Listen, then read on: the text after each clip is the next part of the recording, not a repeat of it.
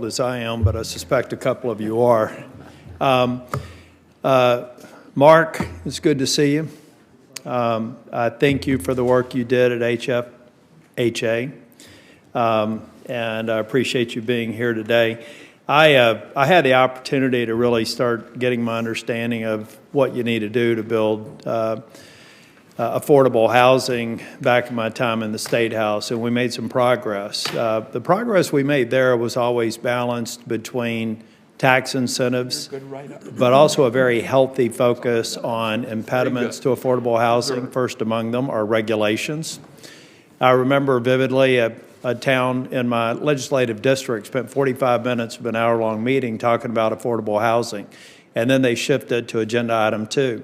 And it was to authorize their local government to mandate sprinkler systems in all single-family dwellings. I said, guys, we just spent 45 minutes talking about affordable housing, and you've just proposed something that would increase the cost of an affordable home by 10 to 15%. How do those work? Okay. So that didn't happen. But when we're talking about, and I think the chairman in this committee has a lot of opportunities for proposals in the last Congress to come together and really make headway here.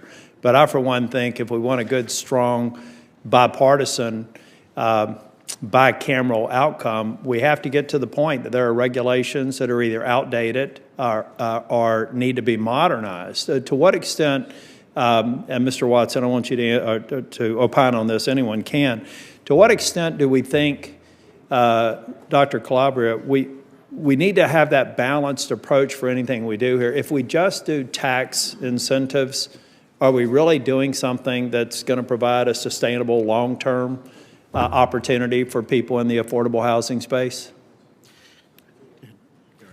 Yeah, I was just going to add that I think that part of this is there is a major risk that you're effectively pushing on a string if you only rely on tax credits, because it's similar to what was mentioned earlier. If you have regulations, if you have zoning restrictions, if you have other barriers, there's a higher risk that a lot of those credits will be. I'll give you another example. I want y'all to continue to answer. I want to keep in my time, but I'll give you another example. The more recent promulgation of WOTUS is far better than where it started.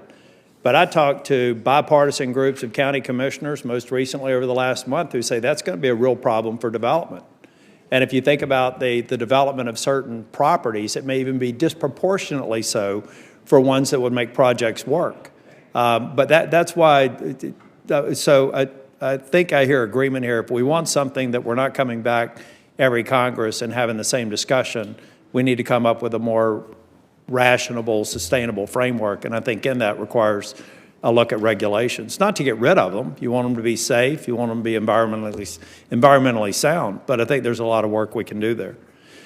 One question, and Dr. Calabria, do you have something to add? I was going to say part of the process is just getting, certainty. You often, the worst example of this may be the environmental review process in California, where you can be fully entitled to the land, you can be zoned, you can have all of these things set up, and then you're years after years of being litigated. And so, again, we can debate what the right zoning should be for a certain area. We can debate how to protect the environment. But I think what developers need most is knowing there's a light at the end of the tunnel. Right. And I, for one, think that federal funding and federal support should go to the jurisdictions that have proven responsibility on regulatory execution. We're not going to have enough money to address it nationally.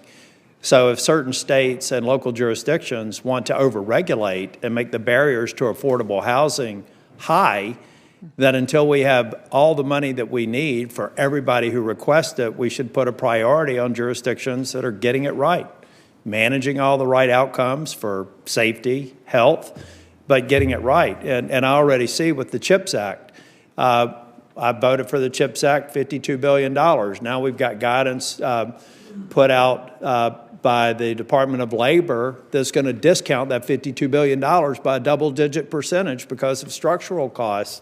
Those are the things we need to avoid when we get to a bipartisan outcome here, and I think we will. Mr. Watson, if you could just tell me a little bit about LIHTC and how we can do a better job of balancing urban and rural areas. I'm a 50-50 state. I got the problems of big cities and the problems of rural areas. What do we need to do there? Thank you. Yeah, I would echo a lot of what Dr. Calabria said earlier about how that we need to create incentives for push for providing LIHTC for smaller unit sizes, which can be more accommodating to rural areas. I think that would be helpful. Going back to the data side of things, I think if we get more information either from HUD or if they come in and become more of an active participant in some of these things, that would also help us understand where those disparities may lie across different localities. I think it's a really great suggestion made earlier to try to bring in state FHAs and others who may have that data and information so that we can come to some conclusions about what the right policy recommendations are to help rural areas. Thank you. Thank you, Mr. Chair. Senator Tillis, before you go, I'm very interested in your ideas for clean